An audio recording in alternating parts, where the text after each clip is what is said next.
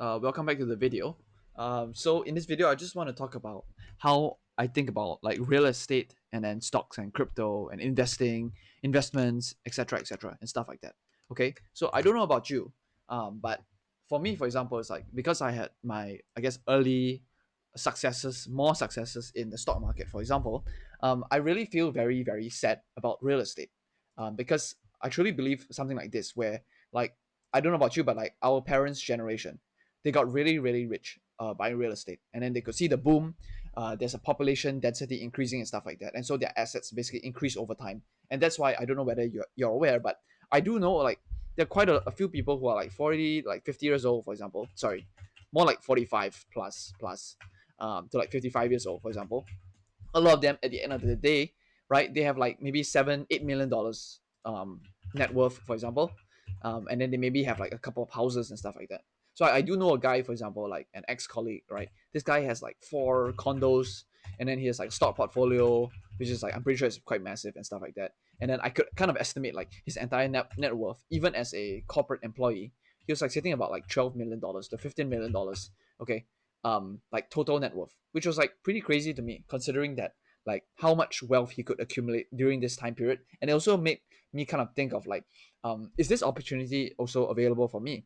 And I actually don't think the same opportunity existed, because these guys, for example, they've basically seen the biggest economic boom of all time, right? So like population was increasing, so naturally like the house prices will increase, right? So if you think about house prices, I really think that the reason why house prices increase is because there's more people giving birth, and so the more the population increases, there's going to be another person who's willing to pay more for your property in the future, right? So basically, like if you have more and more people, your house prices will increase. But if population is decreasing, actually there'll be lesser people who are willing to buy that same house, and so these people cannot speculate on property anymore, and then the housing prices will decrease.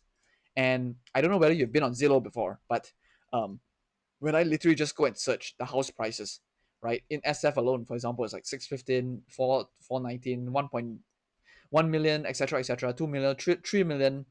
It's like crazy. It's like, how is anybody gonna afford this, right? Even if you want to live in New York, right? Or if I just put Miami, right? Um, it's not really feasible. It's like it's crazy. It's one point. Yeah, you can see it literally. The minimum is 600, 700. How is any young person gonna save 600,000, $700,000 after taxes? Like it does not make sense. Does not make sense at all, right? If you're gonna go to Miami or like a Texas, um, I'm pretty sure it's the same thing. Like 614, etc. It could be cheaper, right? It could be cheaper, but like you probably get a shittier place as well, right? Like come on, like yeah. Okay, let's just search one more. It's like Texas seems to be the hot spot right now. Houston maybe, and same situation everywhere. People like the young people are just gonna get priced out of housing, and then they have nowhere to live, or like they just have to rent basically. Okay, so like of course I do understand like density, population, high income cities and stuff like that. People are gonna flock to those regions, and then the value of the assets go up, and then the people, which basically our parents or whoever in the past who have bought the land previously, like they just get incredibly rich over time purely because they are landlords. And so I don't think that this situation is gonna be the same in terms of like I do believe that I'm going to be doing that through stocks and crypto. And how I see crypto, right? It's like because of these people, these boomers, right? They basically priced us out of this entire um, asset class, basically. And so, like, if we go into a new industry where it's like these people who already have like tons of money, you can see like they have tons of money. They don't really understand this asset class that well. So, like, young people are able to basically get that advantage. And so, I really think that yeah, that is really like I'm going to try to allocate like as much like 90% to like 90%, 95% of my entire net worth, for example, is like to be basically into this thing right here. And yeah, it's gonna be a lot like really risky, but yeah, I'm just gonna take a swing at this thing, and we'll see what happens. And then like only when maybe I get to like 4 million or like maybe even like 5 million net worth, right? Then I go and buy a house, right? A lot of people, I think, like people have also like laughed at my idea of like, oh yeah, if you're gonna save up to 4 to 5 million, for example, your house is going to be like 1.5 million, 2 million already. But yeah, then if I already have 4 to 5 million, for example, then maybe I probably am not gonna live in like the ultra density New York or whatever it is, right? I'm probably gonna buy somewhere a bit more outskirt and it's like cheaper, and I don't have to deal with like this crazy house price and stuff like that. right? So I just think about the situation like that. I know it's a really random video, it's just a random thought, but yeah, like our parents' generation, you get priced out of this asset class. So where are the young people gonna go to basically make more money? They're gonna go into like riskier assets and stuff like that, right? And so I think as the longer time passes, the more that these stuff is accepted and stuff like that, right? And then people are gonna see that situation, and then they're gonna pump more money in, and basically because these are liquid assets, the value of these assets are going to increase way higher than these assets, right? Purely because you think about it, right? The people coming out of college right now, they are 18 to 35 ish, right? Basically, this segment of the population, they're kind of been priced out. Okay, 35 plus if you have a kid, etc. Like you're quite fine, you're quite okay.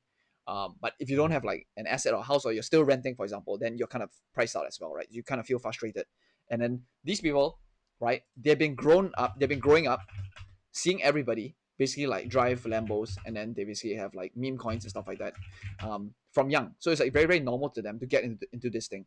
And so I do believe that if, in the future, like these asset classes will basically just go through the roof because everybody's going to realize that they're getting scammed. Like they can't buy like a house for $1 million because they don't have that kind of capital when they just come out of college, when they just start working. So they only can play in these assets, and they're gonna like allocate aggressively, just like me, into these assets, and then these assets are gonna grow much faster than real estate as well. So this is what I think will happen, and it's kind of why I think as well that only when I really, really can feel comfortable, for example, then I go and buy a house or something like that. Yeah, but in the meantime, I think this will be the strategy. Do let me know if you agree on this or if you're in the same situation and stuff like that. But yeah, on one hand, I feel really sad because there's a bunch of people who are being priced out, especially if you have like debt obligations and stuff like that. And then yeah, you basically cannot buy a house that you want or like close enough to your office or close enough to your work area. That's number one. Then number two, all these people here who already have money, they don't really care because they've already finished. They finished the game already. So I see like a very, very stark difference because when I was talking to this colleague of mine, for example, um, yeah, it just like blew my mind that like even though he was working, like he had amassed like so much wealth in during this time period, and just because of like population trends and stuff like that. So now that we don't really have this opportunity, I don't really think young people, our generation, have this opportunity in terms of the real estate cycle. Yeah, I do firmly believe that this is the cycle right here, and like we're definitely not gonna miss out. We're gonna try to allocate as much capital as aggressively as possible to take advantage of this situation because like I don't think yeah, I'm not gonna make the same mistake basically. Yeah. All right, so hopefully this makes sense to you guys. Not sure whether what your opinion on this is, but it's a very degen gambler type of mindset. But yes, I am definitely going to be doing this. So yeah, let's see what happens. All right, see you.